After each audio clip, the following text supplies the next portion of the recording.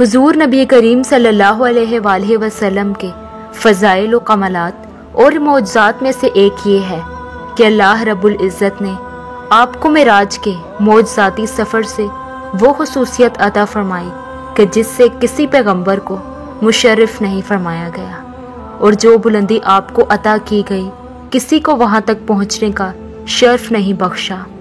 عام طور پر حضور نبی کریم صلی اللہ علیہ وآلہ وسلم کے اس محیر العقول سفر کو معراج کہا جاتا ہے، لیکن محدثین اور مفسرین کی اصطلاح میں آپ کا مسجد حرام سے مسجد اقصی تک کا سفر، وہاں تک تشریف لے جانا اسرا کہلاتا ہے، کیونکہ قرآن مجید میں اس سفر کو اسرا سے تعبیر فرمایا گیا ہے، اور مسجد اقصی سے آسمانوں کی طرف عروج فرمانا معراج کہلاتا ہے، کیونکہ احادیث میں اس کے لیے معراج و عروج کے الفاظ وارد ہوئے ہیں۔ لہٰذا اسی وجہ سے مسجد حرام سے بیت المقدس تک کا سفر اسرا کہلاتا ہے، اور مسجد اقصی سے آسمانوں تک معراج ہے، اور آسمانوں سے مقام کعبہ قوسین تک عراج کہلاتا ہے۔ سفر اسرا کا پہلا مرحلہ اس مادی اور بشری دنیا کا تھا کہ جو مسجد حرام سے لے کر مسجد اقصی تک مکمل ہوا۔ اعلان نبوت کے تقریباً 12 سال بعد آپ اپنے چچا اور اپنی بہن ام ہانی بنت ابی طالب کے گھر سو رہے تھے۔ جبرائیل امین علیہ السلام آپ کے پاس حاضر ہوئے، نیند سے بیدار کیا اور آپ کو زمزم کے پاس لے گئے۔ اس کے بعد سواری کے لیے جنتی براق پیش کیا، جو گدھے سے بڑا اور خچر سے تھوڑا چھوٹا تھا۔ اس کا رنگ سفید تھا اور برق بجلی کی رفتار سے چلتا تھا۔ اس کا ہر قدم حد نظر پر پڑتا تھا۔ آپ صلی اللہ علیہ وآلہ وسلم کو براق پر سوار کیا گیا اور جبرائیل امین آپ کے ساتھ ساتھ چلے۔ آپ کی پہلی منزل مدینہ طیبہ تھی۔ جبرائیل امین نے عرض کیا کہ آپ ہجرت کر کے اسی جگہ آئیں گے۔ آپ نے وہاں اتر کر 2 نفل ادا کیے، جہاں پہلے انبیاء اپنی سواریاں باندھا کرتے تھے۔ پھر آپ صلی اللہ علیہ وآلہ وسلم کو خوش آمدید کہا گیا۔ پھر نماز کے لیے صفیں بند گئیں۔ آپ نے پیغمبروں کی امامت فرمائی۔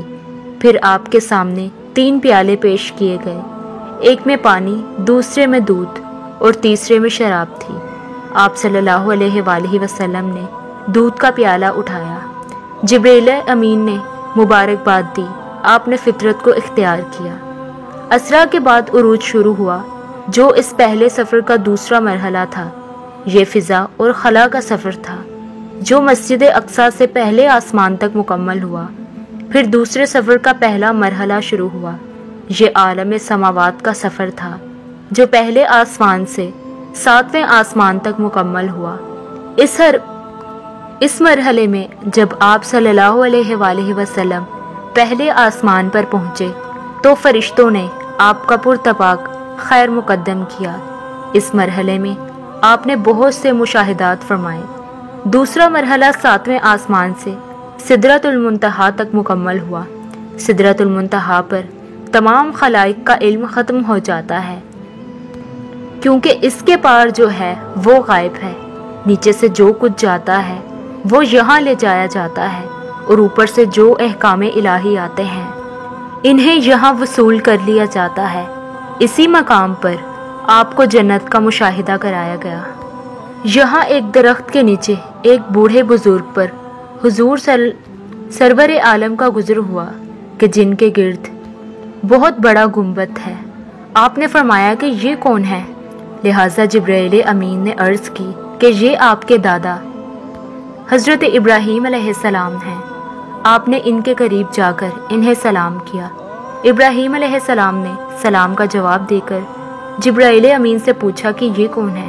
انہوں نے عرض کی کہ یہ آپ کے صاحبزادے محمد صلی اللہ علیہ وآلہ وسلم ہیں۔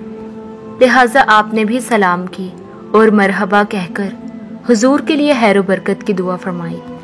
لہٰذا یہاں سے فراغت پا کر براق پر سوار ہوئے اور بیت المقدس کے قریب ایک وادی پر پہنچے، جہاں آپ کو جہنم کی صورت و سوائد تکیوں کی طرح دکھائی گئی۔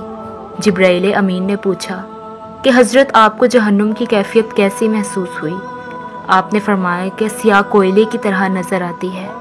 یہاں سے حضور آگے بڑھے اور ایلیا بال کا سر میں داخل ہوئے۔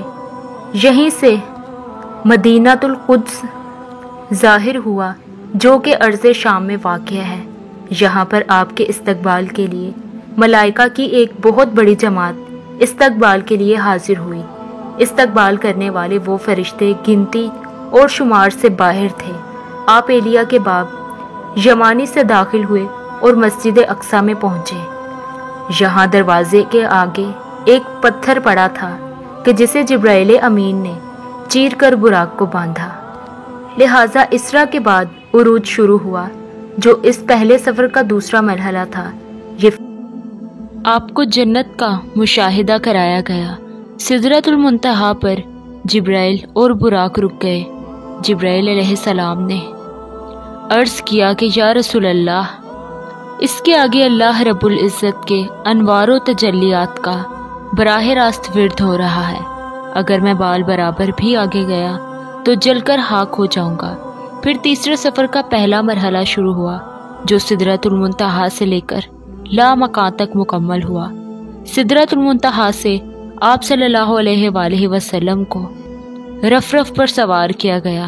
رفرف ایک سبز رنگ کا نوری تخت تھا، لہٰذا لامکاں عبور ہوا۔ پھر ایک مقام آیا کہ رفرف بھی رک گیا۔ یہاں سے تیسرے سفر کا دوسرا مرحلہ شروع ہوا۔ پھر آپ کو مقام کعب کا وسیم پر فائز کیا گیا۔ اللہ تعالیٰ نے آپ کو ہم کلامی کا شرف بخشا اور آپ صلی اللہ علیہ وآلہ وسلم نے ذات الہی کو ظاہری آنکھوں سے ملاقات فرمایا۔ یہ وہ دولت ہے کہ نہ آج کسی نے پائی اور نہ قیامت تک کسی کو ملے گی۔ پھر اللہ رب العزت نے آپ کو مخصوص انعامات سے بہرہ مند فرمایا۔ جو باتیں ارشاد فرمائیں ان میں سے چند یہ ہیں کہ نماز فرض کی گئی، سورہ بقرہ کی آخری 2 آیات عطا فرمائی گئیں، شرک کے سوا دوسرے گناہوں کی بخشش کا مزدہ سنایا گیا۔ اللہ تعالیٰ نے فرمایا کہ جو شخص نیکی کا ارادہ کر لے گا اس کے حق میں 1 نیکی لکھ لی جائے گی، اور جب وہ اس پر عمل کرے گا تو 10 نیکیاں لکھی جائیں گی، اور جب کوئی برائی کا ارادہ کرے گا تو اس کے خلاف کچھ نہ لکھا جائے گا، اور جب وہ برائی کرے گا تو 1 ہی برائی لکھی جائے گی۔